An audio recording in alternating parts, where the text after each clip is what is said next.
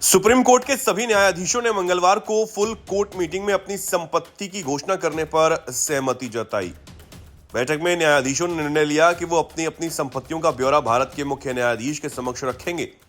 इसके बाद इसे सुप्रीम कोर्ट की आधिकारिक वेबसाइट पर अपलोड किया जाएगा, जिसे कोई भी देख सकेगा। लाइव लॉ की एक रिपोर्ट के मुताबिक सुप्रीम कोर्ट ने न्यायाधीशों पर संपत्तियों की घोषणा को सार्वजनिक रूप से प्रकाशित करने के खास तौर तरीकों को जल्द ही अंतिम रूप दिया जाएगा। वर्तमान में सुप्रीम कोर्ट के सभी जजों ने अपनी संपत्ति की डिटेल दे दी है, हालांकि इन घोषणाओं को सार्वजनिक नहीं किया गया। सुप्रीम कोर्ट के जजों का यह निर्णय न्यायपालिका की पारदर्शिता में एक महत्वपूर्ण कदम माना जा रहा है। बता दें कि कुछ दिन पहले ही दिल्ली हाई कोर्ट के जस्टिस यशवंत वर्मा के घर आग लगी थी। वहां एक कमरे में करोड़ों रुपए नकदी जलकर खाक हो गए थे। इसके बाद कई तरह के सवाल खड़े हुए थे। उन सवालों के बीच ये निर्णय लिया गया। वहीं सुप्रीम कोर्ट के वरिष्ठ वकील और सांसद कपिल सिब्बल ने बुधवार को राज्यसभा में वक्फ संशोधन विधेयक पर अपनी आपत्ति जताते हुए कहा कि अगर किसी व्यक्ति के पास अपनी संपत्ति है और वह उसे दान में देना चाहता है तो किसी को ये अधिकार नहीं होना चाहिए कि वो उसे ऐसा करने से रोक सके। सिब्बल ने विधेयक का विरोध करते हुए यह भी कहा कि वक्फ बोर्ड हमेशा एक वैधानिक और स्वायत्त संस्था रहा है। इसमें किसी प्रकार का नामांकन नहीं किया जाता था। अपनी दलीलें अदालत के रूप में प्रस्तुत करते हुए सिब्बल ने कहा, यह मेरी संपत्ति है, मेरी मिल्कियत है, आप कौन होते हैं मुझे इसे दान करने से रोकने वाले।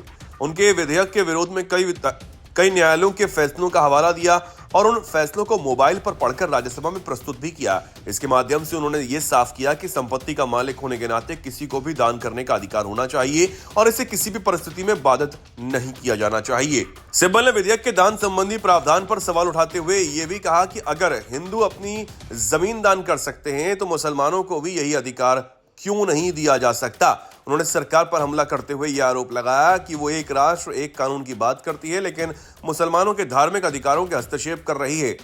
उनका कहना था कि किसी भी समुदाय के धार्मिक मामलों में सरकार को दखल देने का कोई अधिकार नहीं है। सिब्बल ने आगे कहा कि वक्फ बोर्ड के स्वामित्व वाली जमीन अल्लाह की संपत्ति मानी जाती है, जिसे बेचा नहीं जा सकता और इस मामले में सरकार का हस्तक्षेप पूरी तरह से अनुचित है। राज्यसभा के सभापति जगदीप धनखड़ ने सिब्बल के हिंदू समुदाय के उत्तराधिकार के अधिकार पर उठाए गए सवालों को खारिज किया। सिब्बल ने दावा किया था कि हिंदू केवल अपनी अर्जित भूमि बेटों को ही दान कर सकते हैं, लेकिन धनखड़ ने इसका विरोध करते हुए कहा कि किसी भूमि को किसी भी व्यक्ति को दान किया जा सकता है। इसके बाद कपिल सिब्बल ने स्पष्ट किया कि इस्लाम, हिंदू, ईसाई या अन्य कोई भी धर्म हो, हर धर्म में सुधार की आवश्यकता है। उन्होंने ये भी कहा कि 2014 के बाद से खास समुदाय को लगातार निशाना बनाया जा रहा है और इस पर सरकार को चुप्पी तोड़नी चाहिए।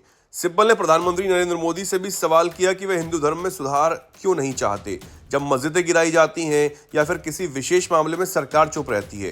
उन्होंने कहा कि अगर ये सब हो रहा है तो प्रधानमंत्री को क्यों नहीं बोलना चाहिए। इसके अलावा सिब्बल ने बीजेपी और उसके सहयोगी दलों पर भी हमला बोला। उन्होंने कहा कि अब ये देखने वाली बात होगी कि कौन सी पार्टी इस विधेयक का समर्थन करती है और कौन सी पार्टी सेकुलर है। उन्होंने टीडीपी, जेडीयू और एलजेपी का उदाहरण देते हुए कहा कि इन दलों को इस विधेयक पर अपने रुख का निर्धारण करना होगा क्योंकि चुनाव नजदीक हैं और ये उनका भविष्य तय करेगा।